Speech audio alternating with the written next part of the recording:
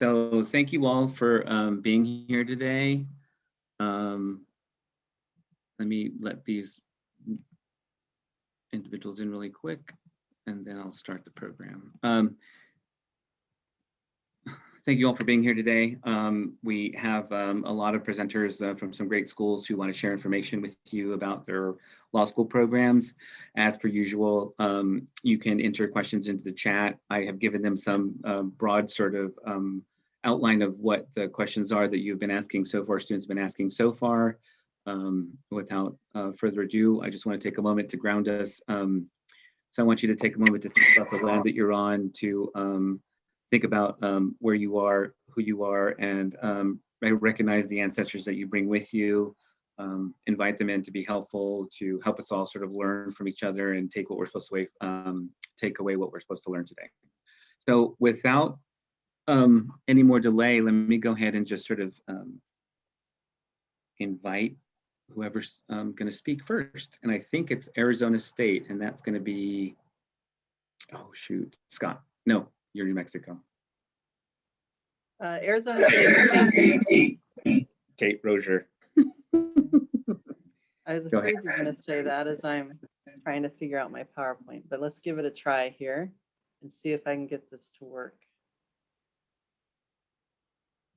From the beginning. I don't know. I thank you for having me here today. I'm really excited to be with you. Some of you have met us earlier to talk about the Pathway to Law program that will be this summer. And again, I just want to do a quick pitch for that, just so you know, that's a program not to come to ASU, but to help you go to law school and submit your best application so that you'll be a competitive law student. So whether your dream school is any of these on the call or it is ASU, we just want to make sure you have all the information so that you know how to apply properly and be a good candidate.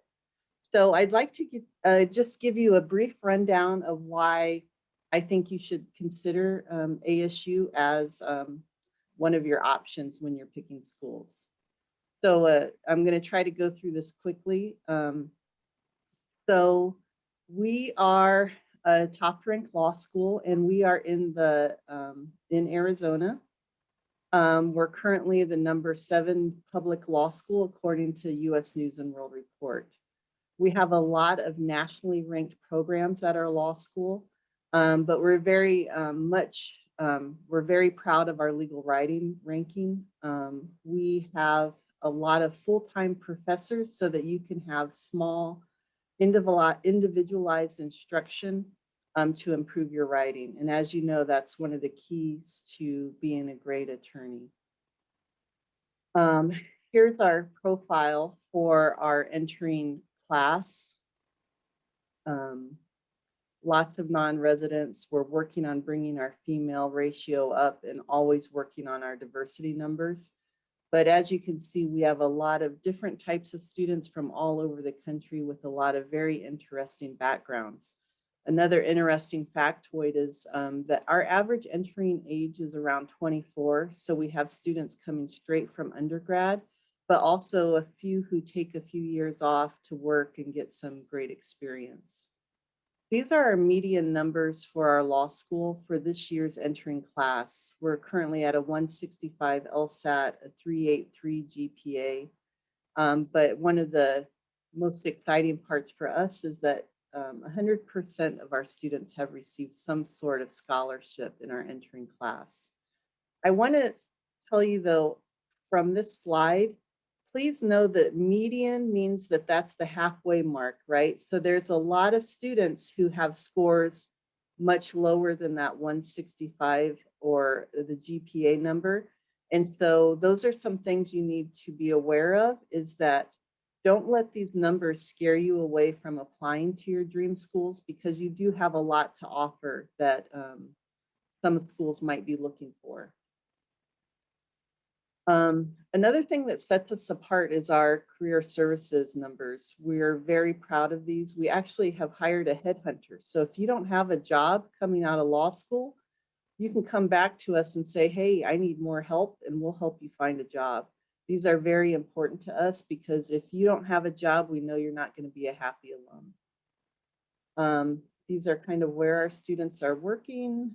I'm going to click through there. Why Phoenix? We're the only law school in downtown Phoenix.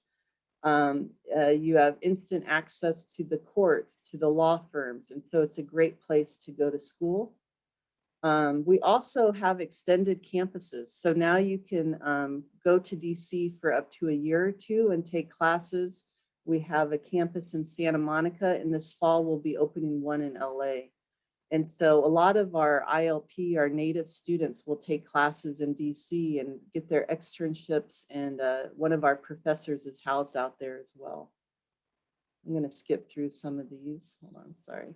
These are our centers of academic excellence. At ASU, our Indian law program is considered one of the hearts of our institution. So that's a nice place to go to school so that you're not thought as an afterthought. And then I'm going to skip through lots of externships in DC, all over the country. And if you have something that you want to do, we can help you create an externship easily. Lots of clinics. I'm going to skip to the ILP portion real quick. Sorry, I'm taking a lot of time. So our Indian law program's been around for 30 years. Our mission since day one is to promote scholarship in the field, to recruit more Native attorneys into the profession, and to provide meaningful partnerships with tribes and Indian organizations. Why ASU for Indian law? Right now we have 7 Native full-time faculty. We have a very large group of Native and non-Native students here to learn Indian law. According to the last ASU census, we're around 54 Native students in the law school. We have a program to study economic development, an Indian law clinic, an Indian law certificate, classes for master's level, LLM level, and JD students, and lots of opportunities, like I've mentioned, to work in DC in a huge alumni network. So we hope to connect you with people who are doing the types of things that you want to do after school. I'm going to end at this slide so that others have a lot more time to go through this, but we want you to apply early. So these are the deadlines. That doesn't mean that you should wait till March to apply. We started accepting students in August this year, and so we'd like for all of you to be on the front end of that application process. So I'll put my email in the chat if you have more questions about ASU. I'd love to talk to you, but I think it's a great place to go to school, and I'll turn it over to the next group. Great, thank you. Neffin and Julian from Harvard, if you want to go. Sure. Thank you, Jack, and thank you everyone for joining the Zoom today. My name is Neffin Meisner. I'm an Associate Director of Admissions at Harvard Law, calling today from Cambridge, Mass, which is on Massachusetts and Wampanoag land. I'm joined today by Julian Spear Chief Morris, one of our alums. I was remarking with him over email this week. It's actually been over half a decade since he applied to HLS and interviewed with me, so it's good to have him back representing Harvard Law with us today. I'll turn it over to Julian in a moment just to speak about his experience applying to Harvard Law, going through the law school.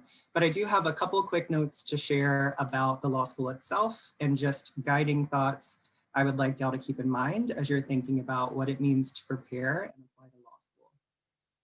So I have 5 quick facts I want to hit. I think very broadly, when you look at the world today, there are so many different kinds of legal issues out there. And therefore, there are so many different kinds of lawyers with different academic backgrounds, professional backgrounds, personal backgrounds, working on these issues. And so in the same way that there's not one type of legal problem in the world that needs to be solved, there's not one type of law student and there's not one type of law applicant. So there are many paths into law school. So definitely do your research on the schools you're interested in, including the schools here today. Harvard Law specifically is one of the larger law schools out there. We have a very big breadth of what we offer in terms of our classes and our clinics.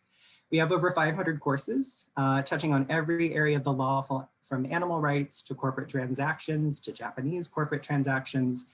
And we have a number of courses specifically focused on American Indian law and issues related to that, like land use, resource management, and comparative constitutional theory. In terms of other aspects of what we offer, outside the classroom, we have over 100 student organizations, including the Native American Law Students Association. We have 17 scholarly journals and 28 research programs affiliated with HLS and the wider university, including the Harvard Project on American Indian Economic Development. Harvard University itself was founded in our charter with a mission to educate English and Indian youth. And since our founding, we've had over about 1,000 Native people graduate from the university, with the first one graduating way back in 1665. As of the current numbers provided by the Harvard University Native American program, we have about 170 plus students here at the university who identify as Native American, Alaska Native, or Native Hawaiian. And these folks represent over 50 tribal nations. So that's just a point about HLS. It is big, and there's a lot to tap into, and many different people take many paths to join us here. And Julian will share a bit about his path in just a moment. Another point to touch on too is this idea that, law school is an education, but it's also a practical education. So Harvard Law, as many law schools out there, offers a wide range of clinical placements, including a clinical program with the Native American Rights Fund. So whether you want to work on environmental justice, corporate transactions, you will have the ability to get outside the classroom, work with real legal clients, and have an impact on the lives of individuals and the success of different organizations and institutions. I think a really meaningful number that describes HLS, and Julian can of course confirm or deny this, is the pro bono requirement. So we have a requirement of our graduates, they do 50 hours of volunteer legal work, pro bono work before they graduate. On average, they do 600 hours.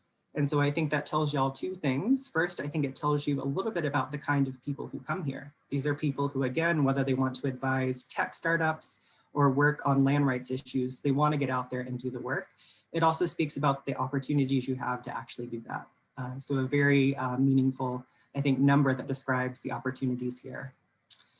We have a big class, a large class. Folks come from all over the country, all over the world. As my colleague from ASU mentioned earlier, a lot of our students do take a few years between college and law school to work, get some real world experience, etc. And we have a pretty good track record of diversity within our program. Our GPA and LSAT quartiles are listed there. I'll echo the point made earlier that medians and 25th percentiles are just that. They don't tell you the whole picture.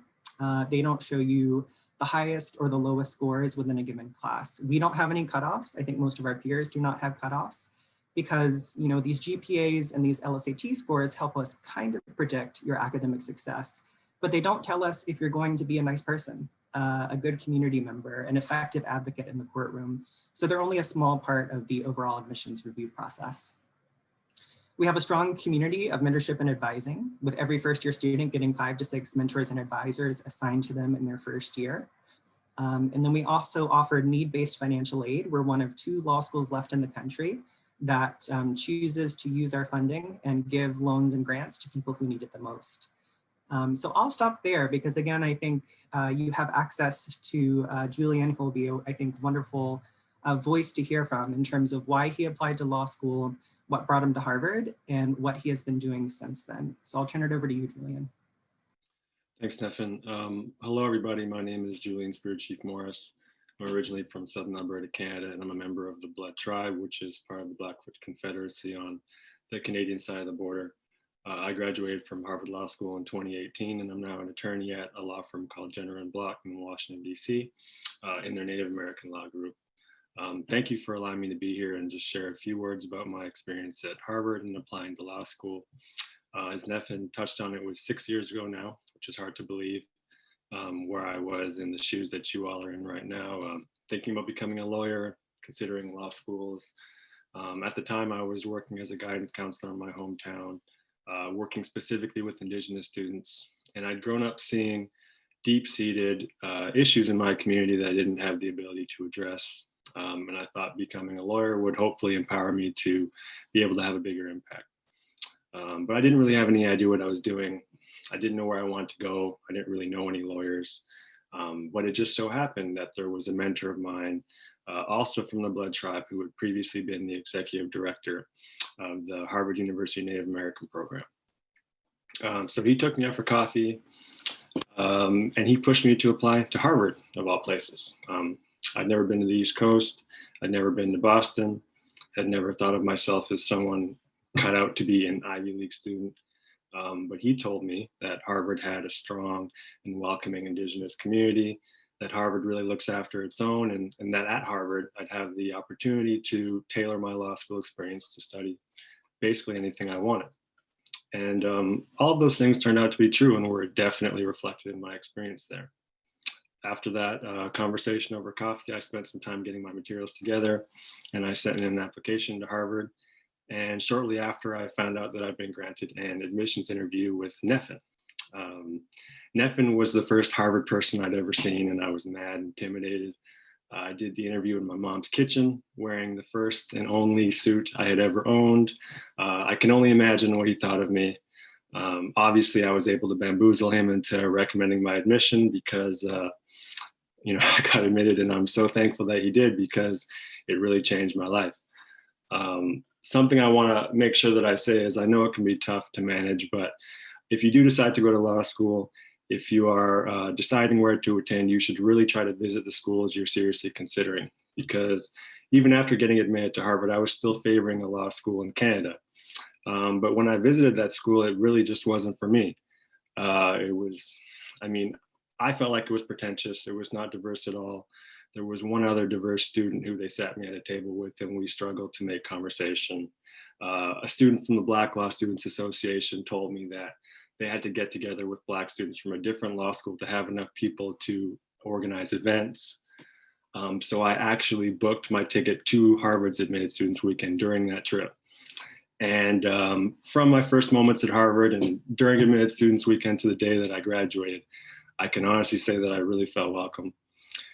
In more ways than one, Harvard Law School is the most diverse institution that I've ever been a part of. And I think, and to touch on obviously what Neffin pointed out earlier, I think Harvard's greatest strength is its size. At Harvard, socially and academically, you really have the opportunity to carve out your own niche. And that's exactly what I did. I made lifelong friends, and through the Harvard University Native American program, through NALSA, I had the opportunity to help real people on real cases in real court during my time with the Harvard Legal Aid Bureau, a clinic at Harvard. And I can say that I clocked over 1,200 hours of pro bono work at Harvard. So it's definitely not just a number. People actually do this at Harvard, and they're serious about it. I built real relationships with my professors. 2 professors of mine came to my wedding. I even wrote an independent paper with Dean Manning at Harvard on the process and likelihood of getting legal personhood for bison, of all things. And since graduating from Harvard, I've had the opportunity to work in Indian country on prominent Indian law cases with Native lawyers that I admire and enjoy working with. And I owe a lot, if not all of that, to Harvard and my experience there.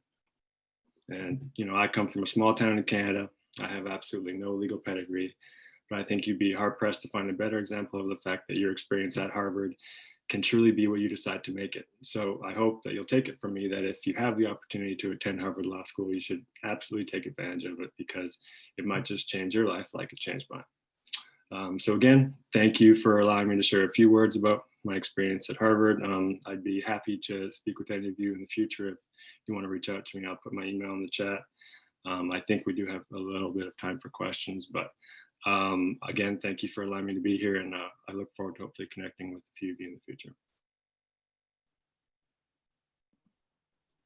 Great, thank you, Neffin and Julian. I also want to let you know that the College Fund supports a full ride scholarship that includes 3 years of tuition, and I think there's some fees included in other support for Native students who have applied, been accepted, and then they have to go through a review process. We offer 1 scholarship for a full ride.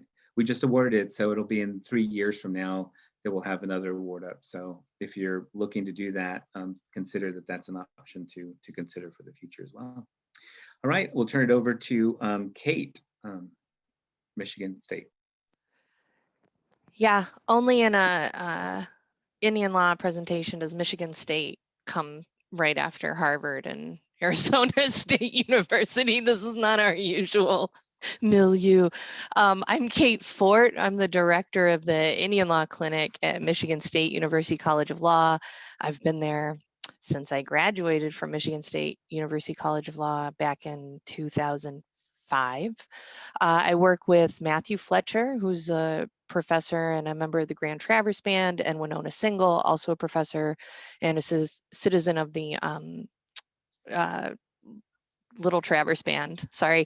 I have actually been kind of out of the admissions process for a while. We always have a fellow or staff attorney, and the woman who has been doing that for us and is still doing it this cycle is Neosha Romer.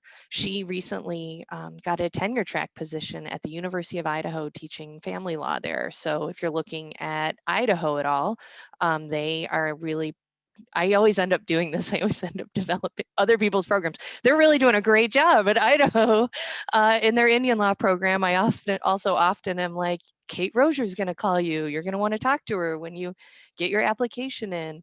But at MSU, we have an Indian law clinic, an Indigenous Law and Policy Center, and NALSA. I put links to all of them up there. We're probably kind of best known for our blog that covers legal issues in Indian country called Turtle Talk.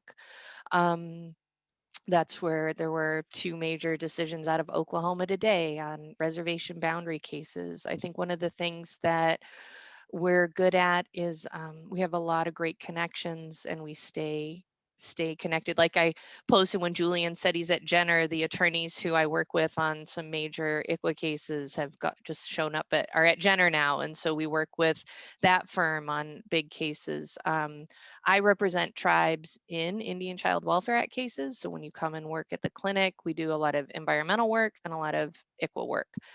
I don't have, like I said, I'm just easing back into admissions because Neosha is going to be leaving us. So I don't have a PowerPoint. Our students do receive considerable, our native students. We have scholarships for our native students, and then Michigan also has something called the Michigan Indian Tuition Waiver. So if you've established residency in Michigan or you're from Michigan and you're a tribal citizen, you can access the tuition waiver, which is how a number of our students go to undergrad. It was just this year, however, that the law school actually merged with the big university, and so now we are truly a public law school. This is our first year as a public law school. So some of your questions are going to be like, I don't know. They're still telling us what we're doing. We are the #1. I just checked this. The #1 moot court school in the country, due in no small part, I think, actually, to our NALSA moot court competition. We've been in the top 4 for the past 2 years now. We've had a really nice run there. Our students get to do that. We subsidize or help pay for our students to go to NALSA moot court, to the Federal Bar Indian Law Association, and to other to do tribal court visits and go around the state to visit our tribes and see what they want to do. We work really hard at making sure we have summer placement. And I think a thing that's true, obviously, of all these schools, right, that if you want to do Indian law or you want to go work for a tribe, there are jobs out there. That was one of the easiest things for me when back when there was the real economic crash, when people are like, why are you still telling people to go to law school? And I'm like, well, in my field, if you go to law school, there's work. Like there's more work than we have people for. I get calls on a pretty regular basis looking for people to fill positions. So I always say, go to the best ranked law school for the least amount of debt, and you'll come out being able to do what you want. And I'm happy to talk about what that looks like and why people who come to Michigan State really love being Michigan State alums. We have a great alumni network. We are not 30 years old. We're not Kate Rozier level network, but we're getting there. We're moving in that direction. So we'd love to have you. I put a bunch of links in, including my email is in there, and you can always just email us directly. We have rolling admissions as well, but one last thing, what Kate said, when you apply early, there's all sorts of reasons to do that, but it does make admissions on a rolling basis is so much better if you start early. So, and we're like one of the only ones this side of the Mississippi.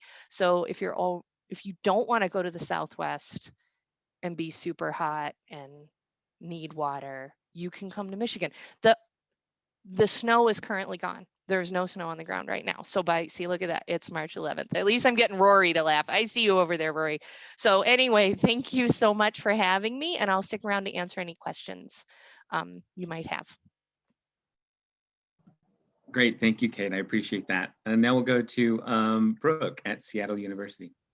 Thank you. Hi, everyone. My name is Brooke Pinkham Katsiayo. I direct the Center for Indian Law and Policy at Seattle University School of Law. I'm Nimipu Nez although I grew up with the community of the Yakama Nation in South Central Washington State. Seattle University, I'm not sure how well known we are out there in Indian country, but I think we're getting better, and you know, I think the fact that they hired me is a good thing. But so Seattle University is a private Jesuit school. It's I think compared to a lot of other universities, we are a smaller campus, but which can also be a good thing in many regards. But we in Washington State, for those who aren't, I guess, too familiar with this part of the world, the Pacific Northwest, Washington State has 3 law schools, and then Seattle has 2 law schools, so Seattle University and University of Washington. Also, Washington State's home to over 29 tribes and a good amount of tribally run organizations, so we have a good tribal presence out here. Seattle University is known for its focus on social justice and public interest work. I think the law school itself is celebrating 50 years, but the Center for Indian Law is almost, I think we're almost at 2 decades. So we're not as old as a law school, but we are up there. One thing that I really am proud to say about our law school is that we're a Jesuit-run organization. For the first time ever, our school's president will be a non-Jesuit. So in fact, he's legally trained. And in fact, I think he's maybe Harvard law trained. So I think he's going to teach at the law school as well. I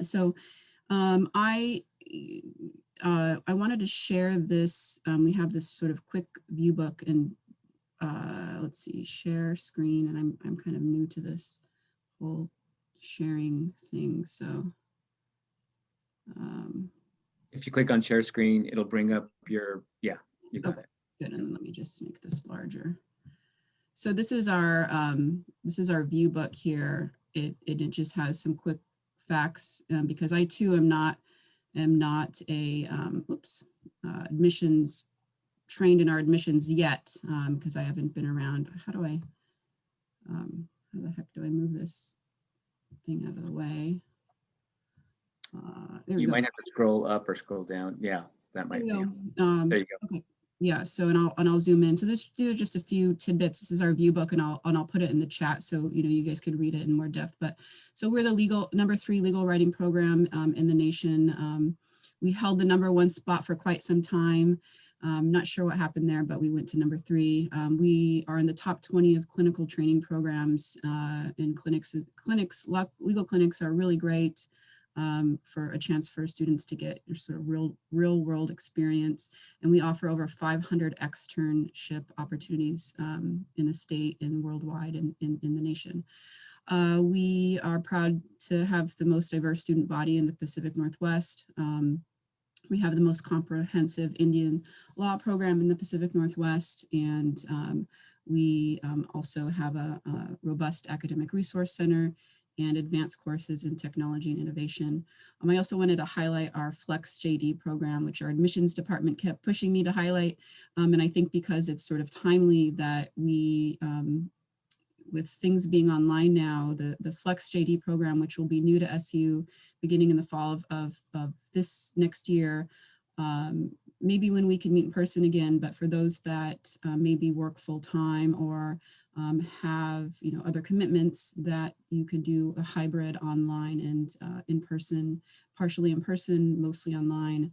And then for those that maybe live outside of Seattle, you know, save on travel and housing, I think that's a really great program. So a few more tidbits, a few more numbers. I'm going to zoom in there, try to zoom in there anyway. Here we go. This is just a few numbers here. Our tuition here, because we're a private university, we're maybe a little bit more pricey than others. I don't know why that keeps going back. We have about 696 total students enrolled.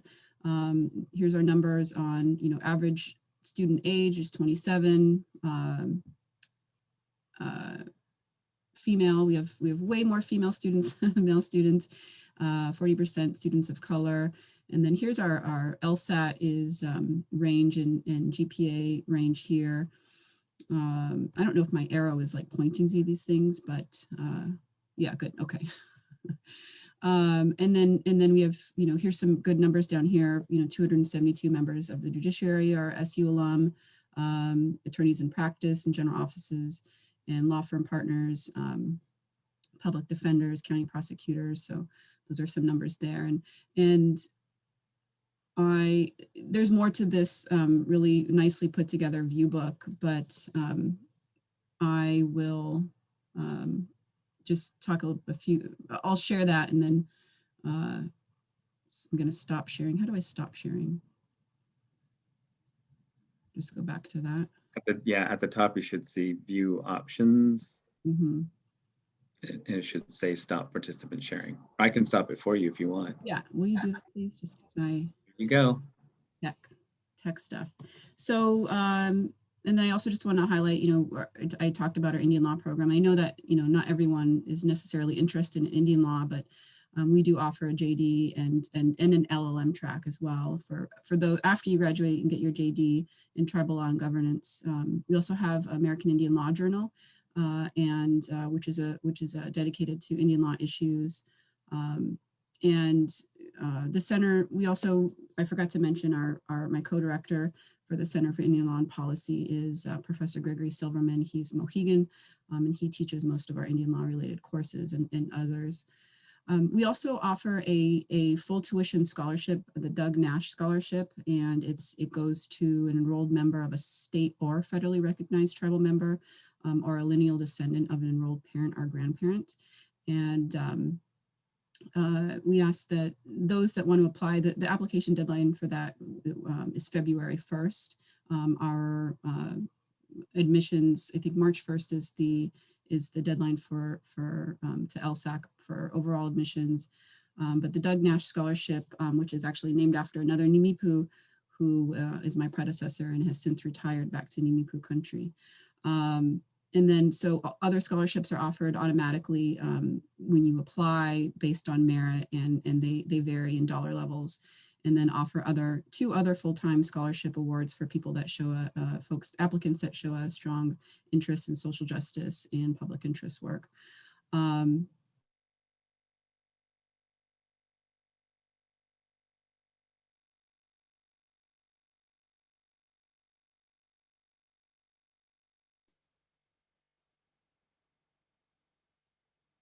Looks like she froze. I don't know if she's probably still speaking, but we'll go ahead.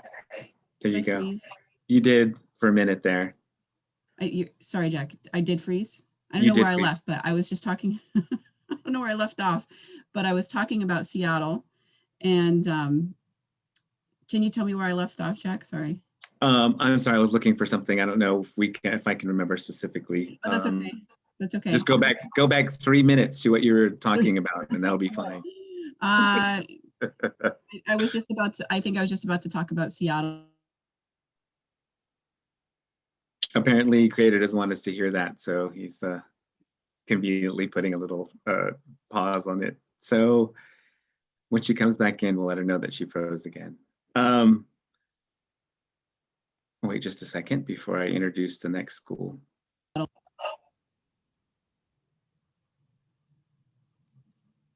All right, we'll just I'll let her know when she comes back in that she froze again. So we'll move on to the next school, and that's going to be University of Arizona. I have Faith and Justin from the school. Hey everyone, yeah, my name is Justin Boro. Let me just pull up my share screen. In the meantime, I'll go ahead and drop my contact info and a link to our site while I'm at it.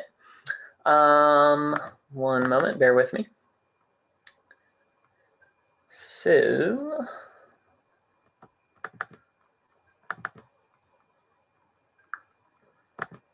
okay. So, as I mentioned, I'm Justin Boro. I work at the University of Arizona Law, College of Law, and specifically working for the Indigenous Peoples Law and Policy Program. And I'm joined here by my colleague, Faith Liston. Just in the interest of time, we were going to specifically focus on our program and also provide some highlights of the law school. You know, the law school itself has many different robust programs, but particularly if you're interested in tribal law and policy, federal Indian law, international human rights, our program has a lot to offer. And with that, I will hand it off to Faith and let you take it from there. All right, Skaktash, everyone. My name is Faith. Hello, I'm the program specialist for the Indigenous Peoples Law and Policy. Happy to be here, and it's really great to hear everyone's information. I always get excited learning more about law school. Just to share a little bit about highlights for the JD admissions, University of Arizona Law accepts both the LSAT and GRE for admission. So if you're interested in one or the other, that's a great opportunity for you. You may contact the admissions office or Justin or I, the IPLP staff, to help you with your application. I have really great resources on diversity statement, personal statement, just the application process in general, what we look for in applications, and many others have shared this before. We're not only looking for those numbers, we're looking for the whole person. What does the student want to provide to the community? What type of impact are you going to make within the community? It could be Indigenous community, your local community, and I also wanted to share information about our application cycle. Ours is usually between September to July, and as you can see, our application deadline is coming to a head here. Fall 2021, it closes July 16th. And as others also have shared, it's very, very important. I want to stress to you to get your application in early during that application process so that you can be considered for other resources that we offer, which brings me to the next slide. University of Arizona Law, IPLP offers some really great resources to support Native American students. And one of them is our IPLP offers significant scholarships. And we're talking about merit-based full tuition scholarships. We have stipends and we have the Dean's Achievement Award as well. And some of the stats were shared about the median and the GPA. Ours is about 155, 3.3 cumulative GPA. You can always talk to me more about that. We also want to stress that it's not just about the numbers as well. It's about the person. It's about what type of impact you want to make, as mentioned. We also have an active and engaged Native American Law Students Association chapter. We have 7 full-time faculty that focus on Indigenous law and policy, and 5 of those faculty are Indigenous members. We have more than 30 courses focused on tribal law and policy, federal Indian law, and international human rights. And we're going to talk a little bit more about that as we go along. We also have 3 clinics that focus on Indigenous law and policy. We have an excellent bar preparation program. And then our career development office helps students with job search resources, events, and workshops. We really want to make that connection while you're in law school to any types of internships, externships that you may be interested in, so that you can start building that pathway to your career, so that once you get out of law school, you already have your foot in the door.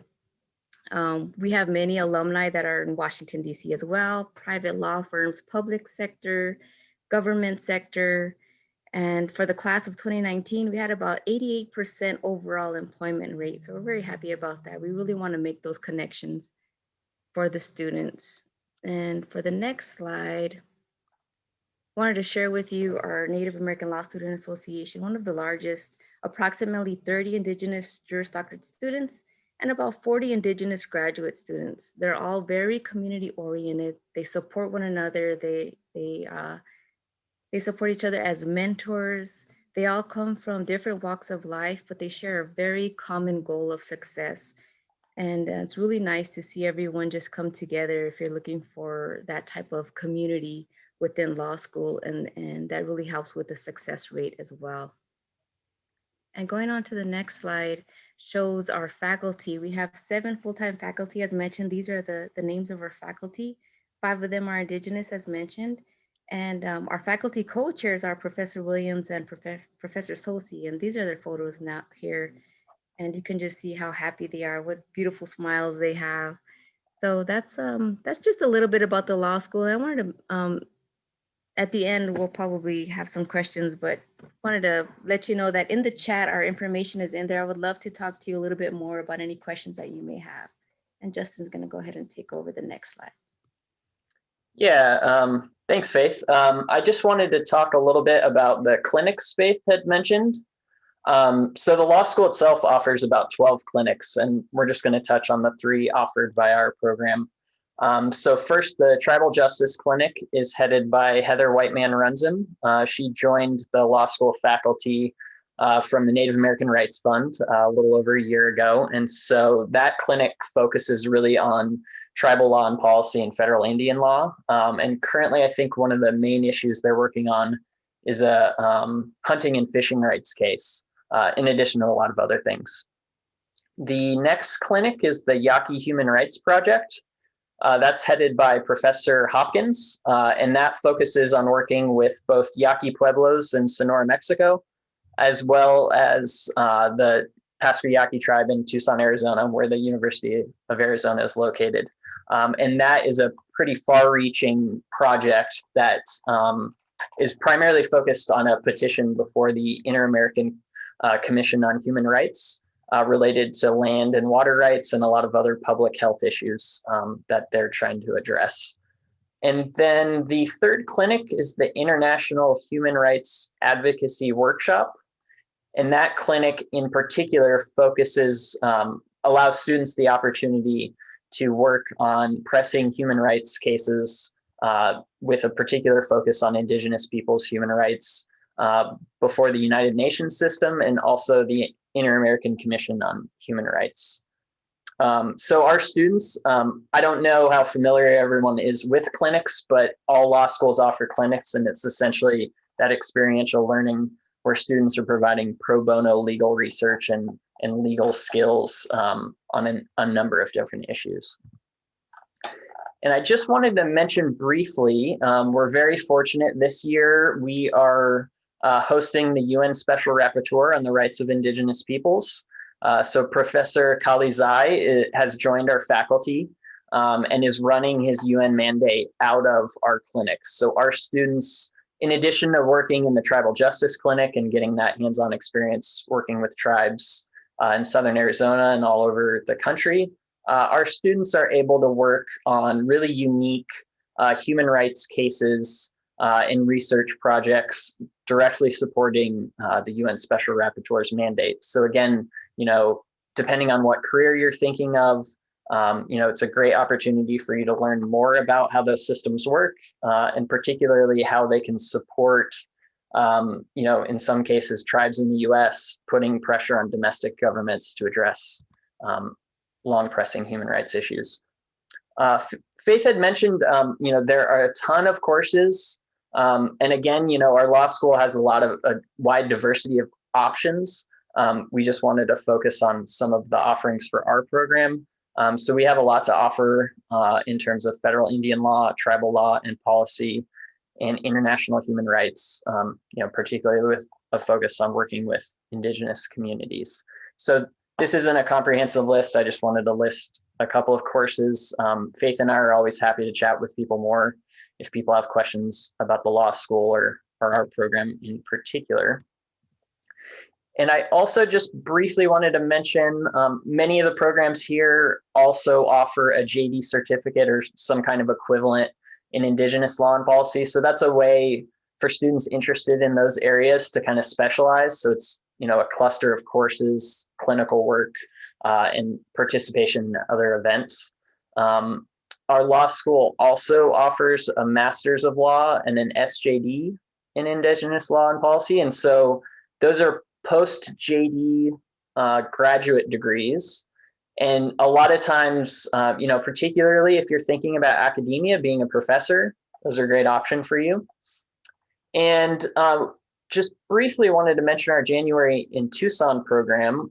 That is a series of kind of crash courses. They're 3-day, 1-credit law courses that are offered in partnership with the Native Nations Institute.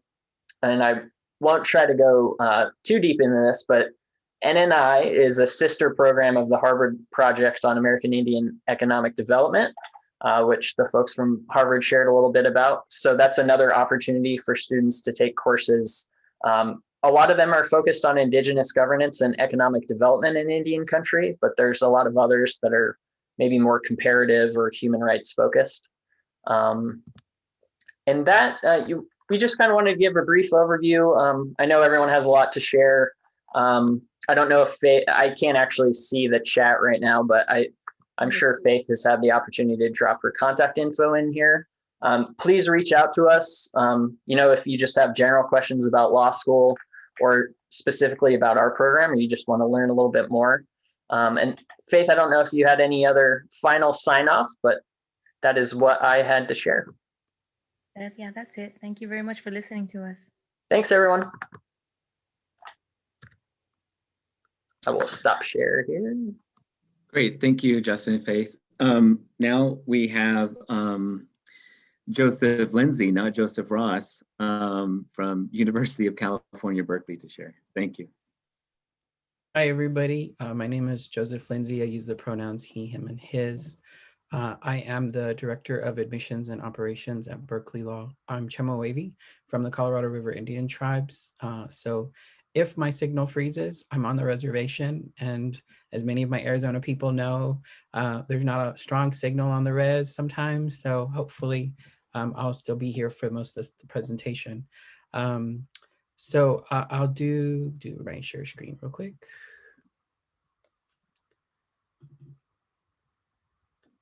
Cool. Okay. So a little bit, oh, that's not what I want because it's giving my notes. Well, anyway, use slideshow. Let's do that instead. Hopefully that's working for you. So a little bit about Berkeley is that, as you may know, we're in the East Bay of California, directly across from San Francisco. And we are the first public university in the US, and according to US News and World Report, and the 9th law school in the US as well. Everyone's able to see this, correct? Making sure? Cool. A couple of things to know about the school itself, some of the programs and certificates that we offer. We're #1 in law and technology and environmental and energy law, #3 in criminal justice. And so you'll see those listed there, and then a number of different certificate programs. And so that just means is that all of you that if you're attending Berkeley Law, for example, and you complete your JD degree, within your 2nd and 3rd year of law study, you may focus on a certain area. And so that just means that those courses that you're taking, clinical programs, graduation writing requirement, may focus in that area. And so you would graduate with an emphasis or a certificate in that, and in either clean tech, environmental, international, etc. And one of our newest one is dealing with race and social justice as well. This kind of gives you a class profile of the class that just started in the fall of 2020. And so you'll get kind of a breakdown of our demographic and student profile. This year, and I expect with most of our schools here, we had a large number of applications this year. So for example, here it says we had 5,667 from our last entering class of applications. We actually received 8,003 this year. And so trying to bring in the same class of about 300, 320 is going to be tough, but at least you'll kind of get a breakdown of our student population. In the past 3 years, we've actually seen our NALSA reform. And so we have over 30 students that identify as Native American or American Indian or even Alaskan Native, and even Pacific Hawaiian or Pacific Islander. So we have about 56% of our students that identify as individuals of color. And so you'll also see based on single category. We're very fortunate. We actually were able to host before the COVID lockdown, the National NALSA Moot Court competition. And that's where we were actually able to celebrate and see Michigan State win #1 for the competition. And I'm very fortunate with Kate in that we know those individuals. They're amazing individuals because they also were people that we met either through PLSI or through Pipeline. So this kind of gives you a breakdown of who we are. You'll see the majority of our students are identify as female with about 1% that are non-binary. Average age is about 25. Things that you don't see on it that's different as well is we have 12 that you'll see here current or former members of the US military. We have a number of students that are active duty actually, and that are FLEP, which is the Funded Legal Education Program. And then we have about 48 that identify as first generation college students. Some of the things to think about when you're looking at schools or what are the opportunities that you can get involved in either as a first year or even moving forward. What's unique about Berkeley Law is that we have 12 of our 13 law journals that you can participate as a first year law student. So immediately you have engagement within within some of these programs that you can really get to know a little bit more about what our students are doing, how they're getting involved, what kind of scholarly work they're doing. And sometimes it may just be grunt work where you're doing like citations and just trying to, but at least it's an avenue for you to learn more about how our students are getting involved. We have what we call SLIPs. And so each school has their own acronyms about each of their programs, like ILP, for example, at ASU. So for us, SLIPs is what we call Student Initiated Legal Services Projects. Those are established and led by our students themselves. These are not programs that we tell our students, you should do this. These are led by the students, and it's a way to really get engaged from your first year. We have one called NALA, the Native American Legal Assistance. It used to be an organization that worked with the Karuk tribe, but because the general counsel that was our contact ended on moving on, that particular SLIPs became defunct, and so this was a new organization. It's great because it's constantly evolving, and so these are just a handful of opportunities which students get involved in. We also have something called BLAST, which is our Berkeley Law Alternative Service Trip. So during spring break, our students actually get to get engaged with the community, and it's not just local. So like there's one with the Central Valley, but there's also these that go to Hawaii, for example, that's working with the indigenous community. To Kentucky, there's actually 2 groups that are joined this year. Mississippi, Texas used to be with Raices down in South Texas as well. And then in Georgia, there's 2 additional organizations as well. So it's really an opportunity to just get engaged from the get-go, and that you're not just within a classroom for your first year experience. Beyond that, there's a number of different opportunities that have been mentioned by other of my colleagues as well. We call them field placements, our externship opportunities, the judicial externships, but then we also have what we call away field placements, which essentially is outside of the Bay Area. So there's the Berkeley Law in The Hague, there's also the United Nations Human Rights Program in Geneva, and then also our UCDC law program. If you're looking at a number of our UC schools, for example, UCLA, us, for example, we have a common program, which is this UCDC, which students can participate in the undergraduate level. But this is also an extension in which our students can participate, and a number of our students do. Also, to draw your attention, we have one called Connect, this call for necessary engagement in community and timely response. What's cool about that is that it's similar to our SLIPs, but it's on the opposite end. So if there are nonprofit organizations or firms or entities outside that really need work or assistance and need law school, law students, they actually can participate in this Connect program and immediately work with our director of field placement and our director of pro bono to try to get students to work on ongoing projects. And so it's nice because it's a reciprocal thing. Slips are outward, inward going out, and this is coming in to help make sure that those conversations are going to connect our law school community. We also have a couple of practica related to domestic violence and our veterans law. And then we have 14 different clinics within the law school. We have 6 in-house clinics, anywhere from environmental law, for example, international human rights, our new business community law clinic, to then 8 community-based clinics that are housed within the East Bay Community Law Center. And EBCLC is one of our larger clinics because it serves all of Alameda County within the East Bay. And so you really have that opportunity to engage as well. Beyond that, there are 20 plus different centers and institutes that are at the law school. So some people are really interested in economic development, perhaps within Indian country. And so they really are looking at what programs are available at the school that can help me. So they're gonna likely look at the Berkeley Center for Law and Business, maybe even with the intersection of law and technology, because then we're thinking about startup law, for example, which is a program there at the school. Or we're thinking of other avenues in which students are looking to go into, like human rights, for example. Our Henderson Center is for social justice, and that's the one that also has that race law certificate. So that becomes another avenue in which students can really engage. Many of these clinics, the SLIPs themselves that I mentioned, BLAST, even our student organizations have overlap because they're either connected or affiliated with them. And some unique ones that come from it as well as like our Center for Law and Tech, or student orgs are always developing as well. And so more and more recently is the intersection of public interest and law and tech. And so there's a new student organization for that as well. Beyond that, then kind of always a concern or interest is what's our class profile with regards to graduation, where are our students ending up?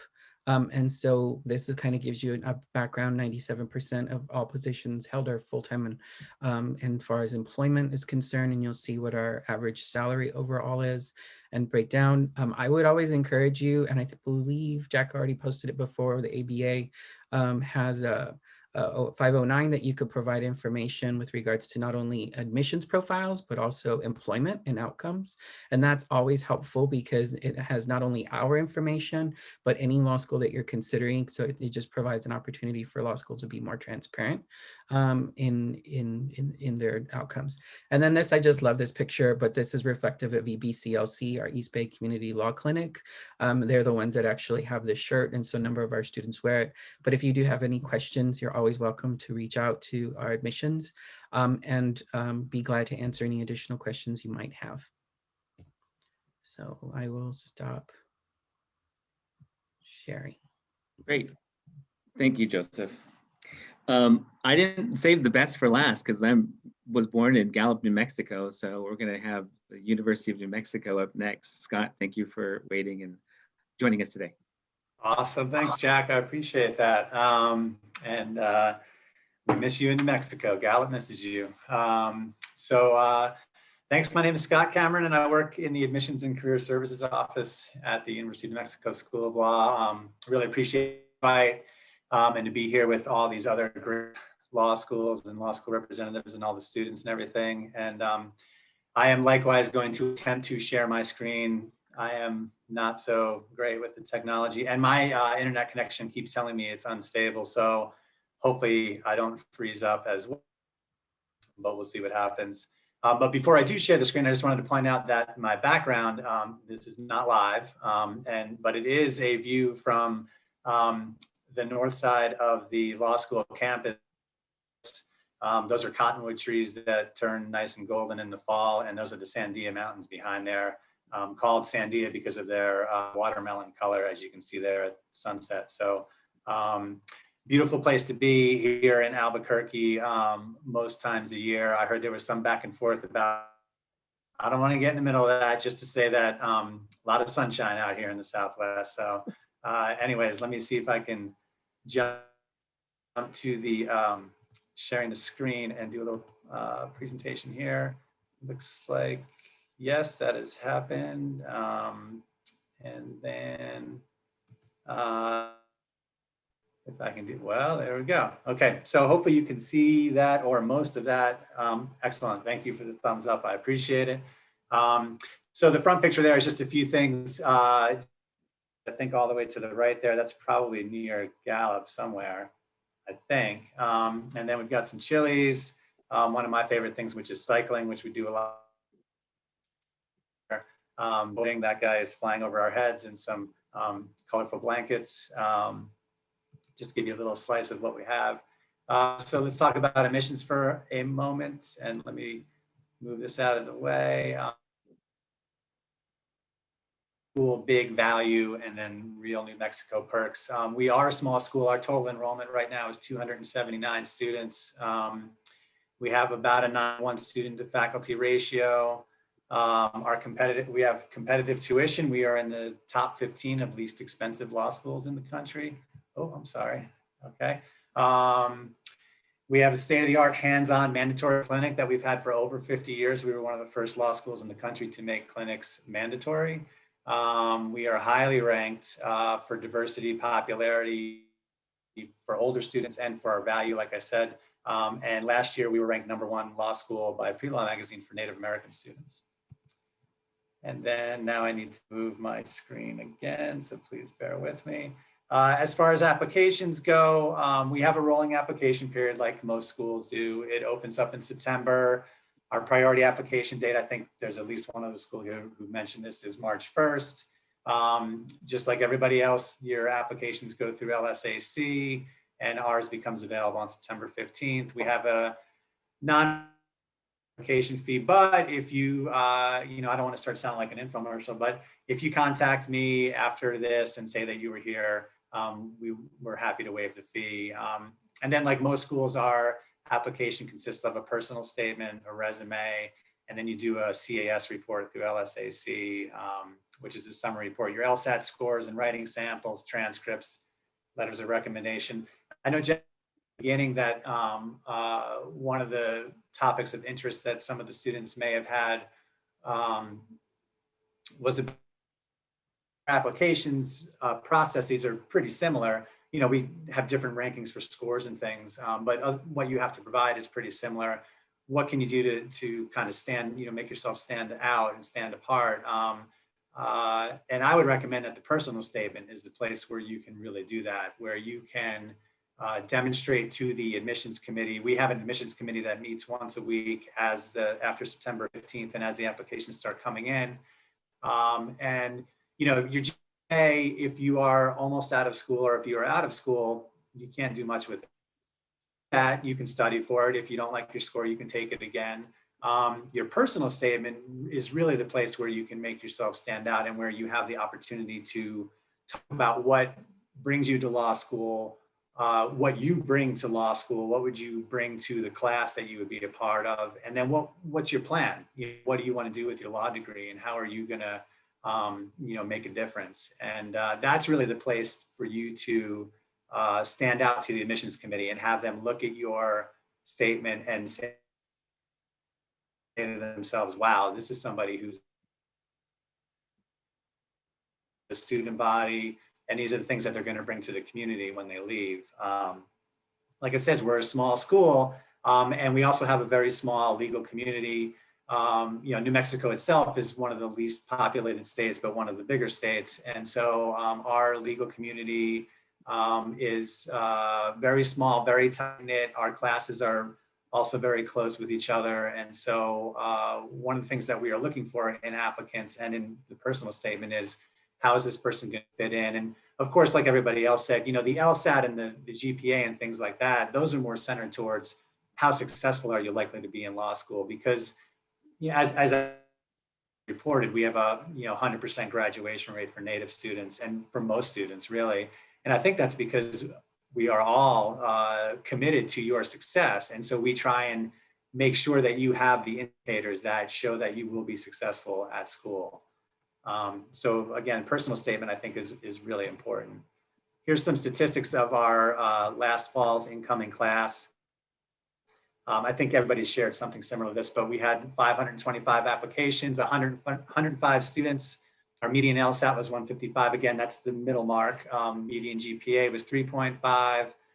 Average size of the first year law classes was 24. And then the range is 14 to 37. We have 5 masters, 50% minority, 27 years of age is the median, 13 states, 34 majors, and 47 different colleges and universities. And in regards to what we've all been going through for the past year now with COVID, we, much like everybody else, I'm sure we went fully online last year right around this time, but we spent a lot of time and energy over the summer trying to figure out how are we going to bring students in and make this first year class have as normal an experience as they could.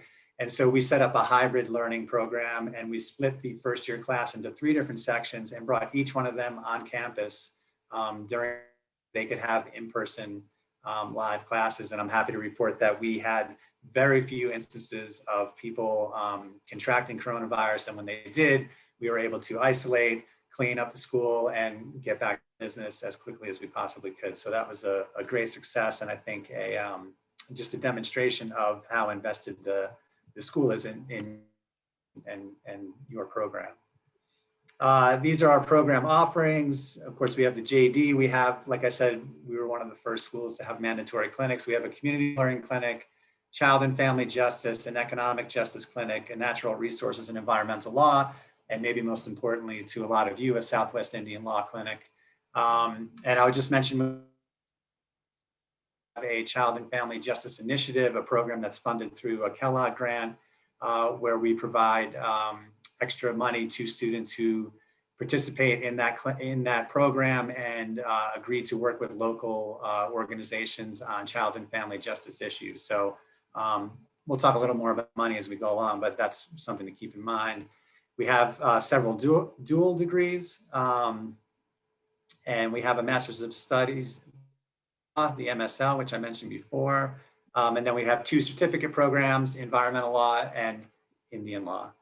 And I just wanted to look real quick to see, am I doing okay on time, Jack?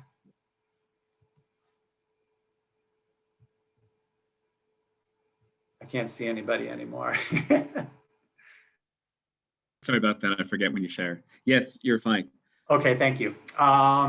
So we have exchange and summer programs. We have a law semester in DC. We have an exchange program with Howard University School of Law, with the University of New Hampshire, and Madrid Summer Law Institute. These programs were all put on hold this year, obviously, but we are hopeful that they will be up and running again next year. And then in terms of financial aid, I'll quickly run through this. Again, I spoke about that we are one of the least expensive schools in the country. These are our statistics as far as tuition and room and board, books and supplies, the cost of attendance, basically. Obviously, one of the things that you should consider when you're going to law school is how much is it going to cost? And then as we go along here, we'll talk about how are we going to pay for it. And here, financial aid. We do have a number of school-based named scholarships, which have a March 1st deadline. Like most schools, probably you have to fill out the FAFSA for need-based aid. We also offer a lot of financial aid assistance to Native American students who are tribally enrolled and have an enrollment number. We can talk more about that after the presentation. These are about the FAFSA and our school code. Again, if you need this information afterwards, I'll put my email address and where Jack knows how to contact me. We have many named scholarships. They may be merit, need, or subject-based. They require additional applications, statement of interest, a resume, and unofficial copy of your most recent academic transcript. And then you submit those to financialaid@law.unm.edu. And then here's a little information on federal student loans. You can find this from the Department of Education as well. And then these are the folks on the team. There's me, Courtney Love is our financial aid officer, and Krista Madrid Aliano is our admissions associate. Those are the email addresses, and I'll leave that on there for a second if you want to write those down. Of course, you can contact any of us through me. And then I wanted to stop sharing for a moment and just talk a little more specifically about our Native American programming. And we have a Law and Indigenous Peoples program that was started many years ago. Within that, as I mentioned already, we have an Indian Law Certificate program, the Southwest Law Indian Clinic, our Southwest Indian Law Clinic, and we have a Tribal Law Journal. Also through the Law and Indigenous Peoples program, we have a welcome dinner virtual event for Native American 1Ls, an academic success roundtable. And those are co-sponsored by our academic success program and the Office of Career and Student Services. We also, as I think all the law schools, have a Native American Law Student Association, which is very active and very robust.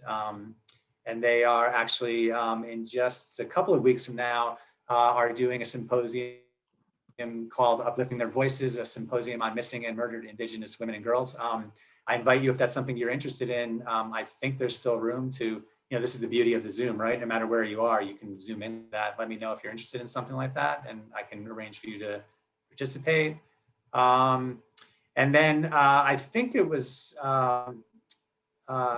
Arizona State also has a summer program. We have the Pre-Law Summer Institute, which is run through the American Indian Law Center, and that is for Native students to prepare you for law school, not necessarily UNM, but many students do go to that and do continue on to UNM.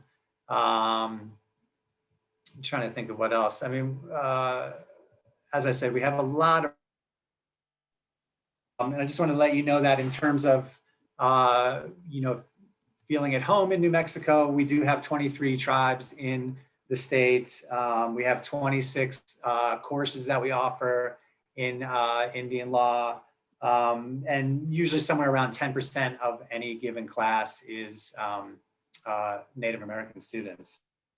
So we would love to see you out here in the Great Southwest. And again, if you have any questions, I'd be happy to speak with you. Thanks. Thanks, Jack. Thanks, Scott. And again, I'm going to plug it. And Kate, you just shared some information. If you can find that link to that program, because I've not heard of that one, that would be awesome.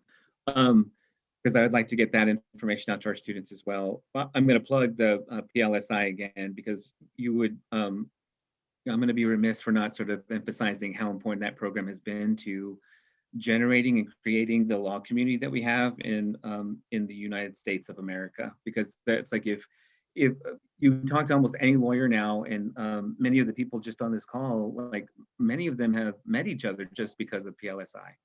And that network is super important. We had a presentation yesterday among 3 women who are in some really high-end power positions.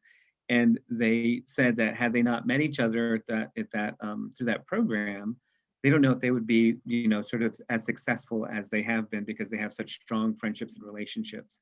And I think that many of the people who have worked to build that community through PLSI, they would agree that they can find each other in times of need and in times of resource, and have been just working to sort of manage this idea that, paying it forward is not just something you do, it's just sort of expected of you. And I think that that's kind of one of the things that PLSI has sort of shown me from many of the students that I've seen go through the program and have gone to the other side, and the way that they work and the way that they network. So I'm going to, consider it. And also Kate's program, and then this other program, Kate Rozier at ASU. There's another program, pipeline program at University of California, Berkeley.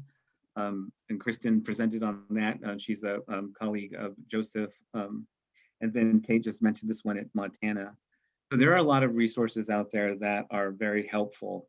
We had that first presentation the first day, and someone asked, like, okay, so if I want to go to grad school or I want to go to law school, like, where do I start? And this is kind of towards the end of the presentation.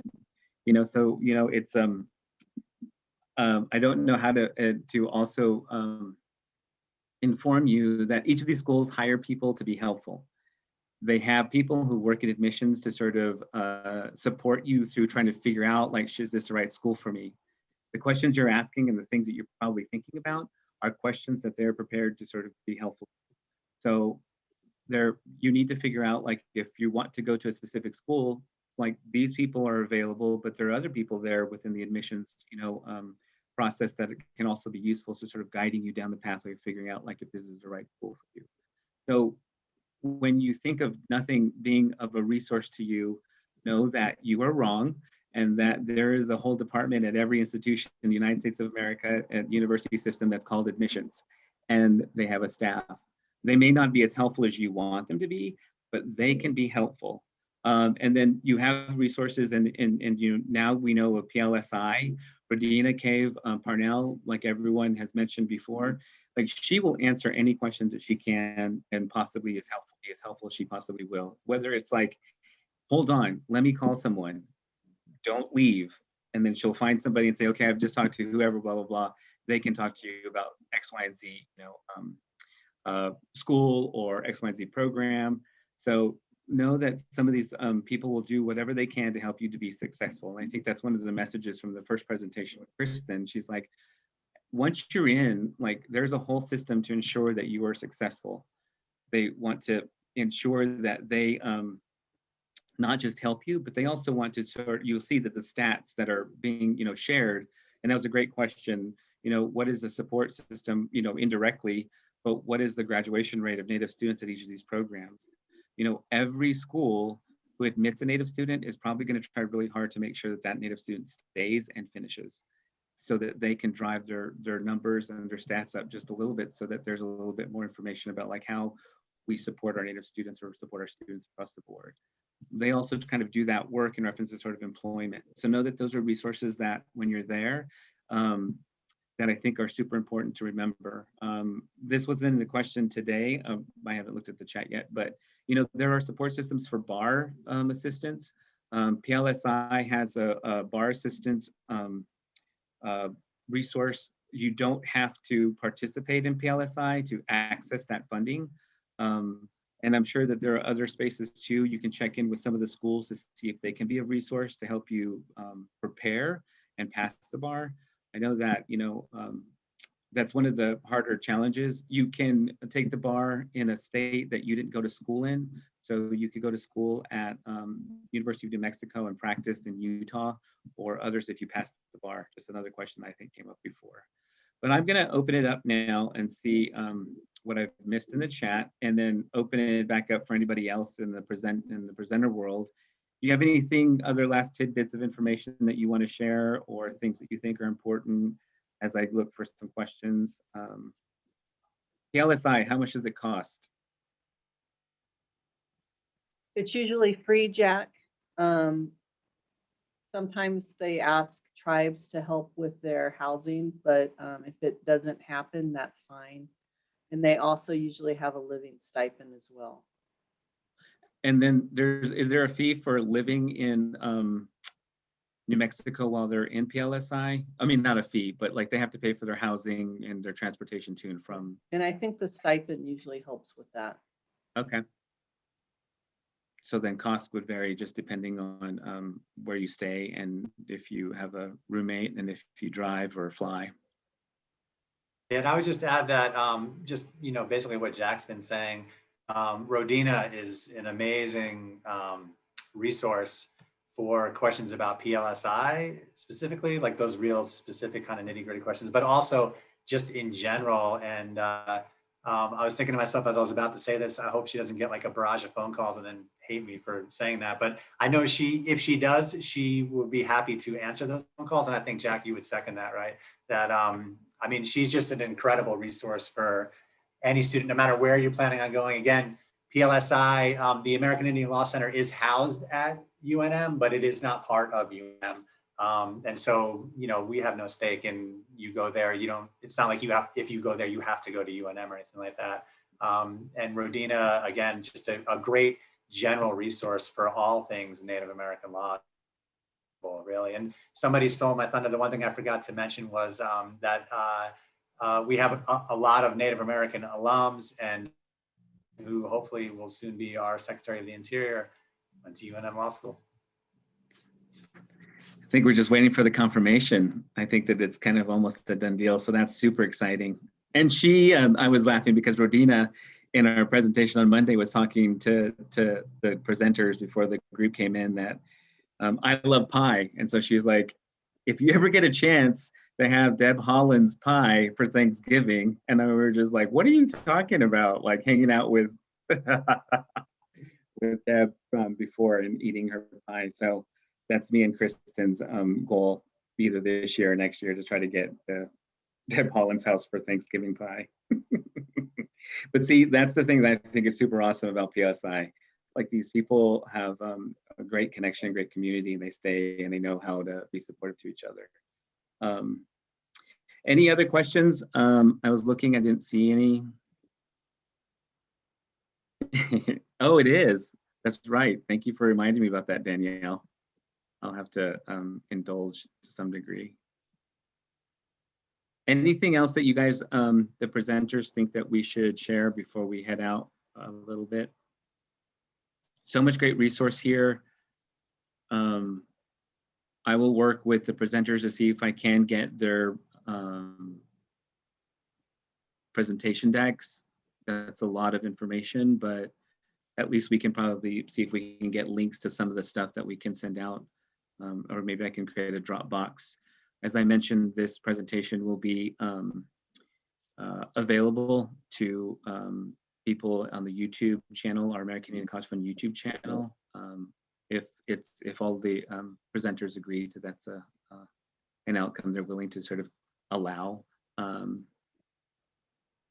And I think for me, I think that is pretty much it. I think thank you all again for being here, presenters and students. I hope that the work that we did this week has been very helpful. I think that so much great information, so much information out here.